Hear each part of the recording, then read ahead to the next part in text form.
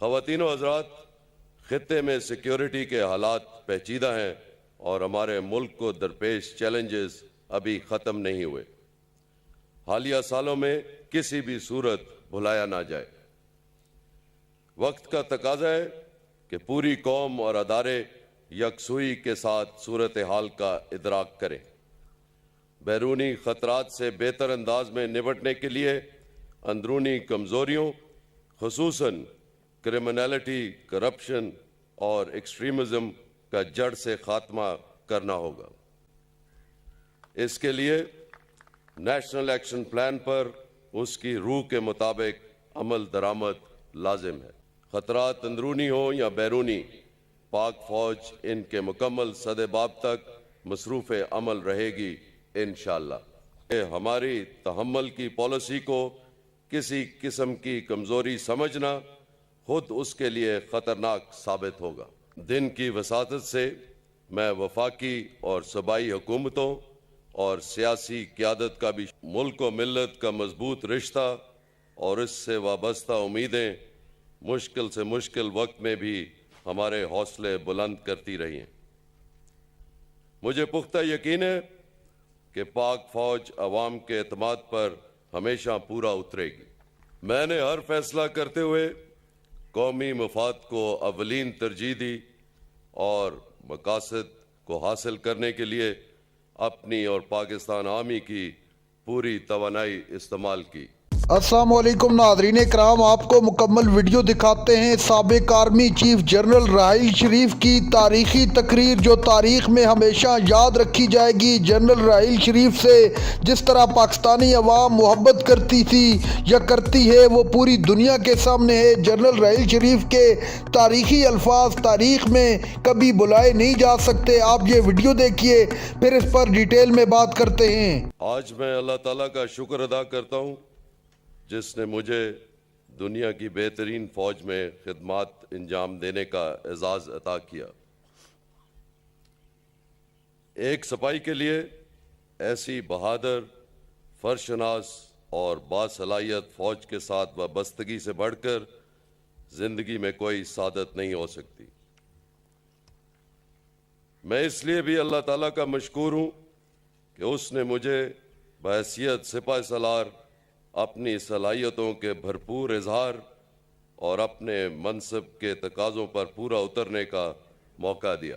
میں نے ہر فیصلہ کرتے ہوئے قومی مفاد کو اولین ترجیح دی اور مقاصد کو حاصل کرنے کے لیے اپنی اور پاکستان آرمی کی پوری توانائی استعمال کی۔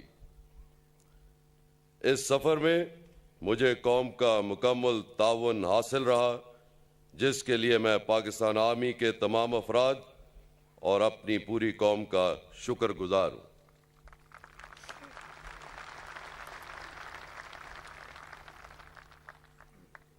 پاک فوج کے ساتھ ملک و ملت کا مضبوط رشتہ اور اس سے وابستہ امیدیں مشکل سے مشکل وقت میں بھی ہمارے حوصلے بلند کرتی رہی ہیں۔ مجھے پختہ یقین ہے کہ پاک فوج عوام کے اعتماد پر ہمیشہ پورا اترے گی۔ کامیابیوں کے اس لمبے سفر میں فوج کے ساتھ رینجرز، ایف سی، پولیس اور لیویز نے بیش بہا قربانیاں پیش کی ہیں۔ خصوصاً انٹیلیجنس ایجنسیز نے ان کامیابیوں میں انتہائی اہم کردار ادا کیا ہے۔ میں ان تمام اداروں کا تہہ دل سے مشکور ہوں جنہوں نے آپریشن ضرب عضب کے دوران حب الوطنی، شجاعت اور پیشہ ورانہ کامیابیوں کے ایسے اعلیٰ معیار قائم کیے جس کی مثال عصر حاضر میں نہیں ملتی۔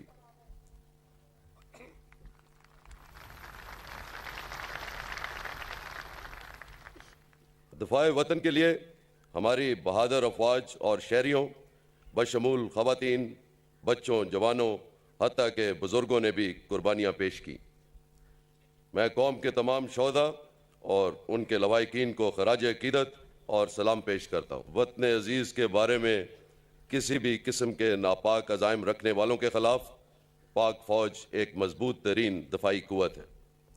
ہم نے دہشت گردی کے خلاف کامیاب جنگ لڑ کر تاریخ کے دھارے کو موڑا اور اس خطے اور بالخصوص پاکستانی قوم کو امن کی ایک نئی امید دی۔ بلوچستان اور کراچی میں امن کا قیام، آپریشن ضرب عضب ہو یا ملک کی تعمیر و ترقی کے لیے سی پیک پروجیکٹ، الحمدللہ ہر میدان میں کامیابی کے ثمرات واضح نظر آ رہے ہیں۔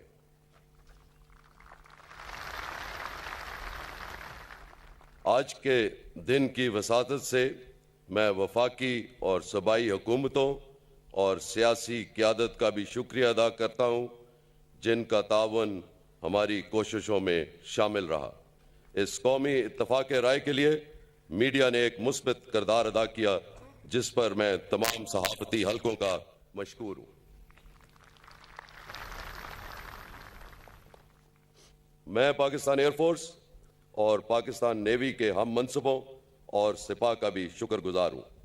ہماری تمام کامیابیوں میں مجھے ہمیشہ ان کی سپورٹ حاصل رہی۔ مسلح افواج کا یہ باہمی ربط اور تعاون ہمارا بیش قیمت اثاثہ ہے، جس پر ہمیں فخر ہے۔ خواتین و حضرات، خطے میں سیکیورٹی کے حالات پیچیدہ ہیں اور ہمارے ملک کو درپیش چیلنجز ابھی ختم نہیں ہوئے۔ حالیہ سالوں میں کسی بھی صورت بھلایا نہ جائے۔ وقت کا تقاضا ہے کہ پوری قوم اور ادارے یکسوئی کے ساتھ صورتحال کا ادراک کریں۔ بیرونی خطرات سے بہتر انداز میں نمٹنے کے لیے اندرونی کمزوریوں، خصوصاً کرمنالٹی، کرپشن اور ایکسٹریمزم کا جڑ سے خاتمہ کرنا ہوگا۔ اس کے لیے نیشنل ایکشن پلان پر اس کی روح کے مطابق عمل درآمد لازم ہے۔ مکمل امن کے حصول کی جانب ہمارا سفر قدم با قدم جاری ہے اور ہم نے بتدریج دنوں سے ہفتوں اور مہینوں کا استحکام حاصل کر لیا ہے۔ میں آپ کو یقین دلاتا ہوں کہ ہماری منزل اب دور نہیں۔ خطرات اندرونی ہوں یا بیرونی، پاک فوج ان کے مکمل سدباب تک مصروف عمل رہے گی انشاءاللہ۔ بدقسمتی سے حالیہ مہینوں میں مقبوضہ کشمیر میں بڑھتی ہوئی ریاستی دہشت گردی اور بھارت کے جارحانہ اقدامات نے خطے کے امن کو خطرے میں ڈال دیا ہے۔ میں بھارت پر واضح کرنا چاہتا ہوں کہ ہماری تحمل کی پالیسی کو کسی قسم کی کمزوری سمجھنا خود اس کے لیے خطرناک ثابت ہوگا۔